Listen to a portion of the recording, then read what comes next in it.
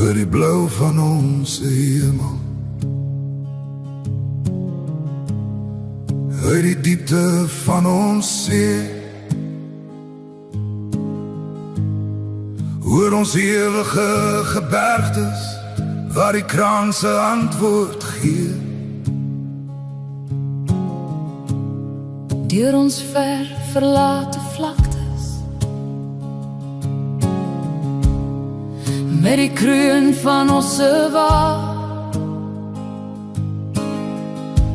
ruis die stem van ons geliefde, van ons land Suid-Afrika.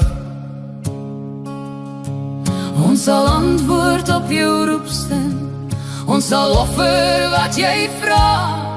Ons sal lewe, ons sal sterwe, ons vir jou Suid-Afrika.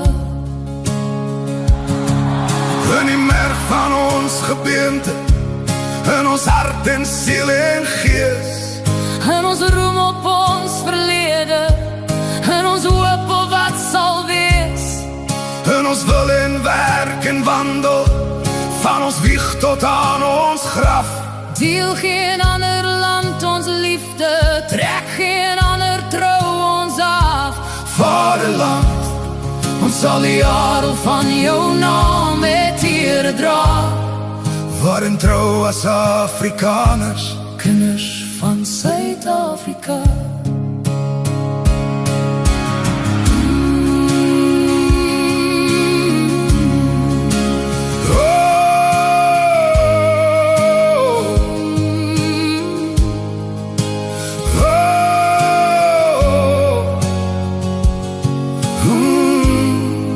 In die sonloed van ons somer, in ons winternachtse kou, in die lente van ons liefde, in die langver van ons rou, by die klink van huweliksklokkies, by die kluitklap op die kus, streel jou stem ons nooit verniet nie.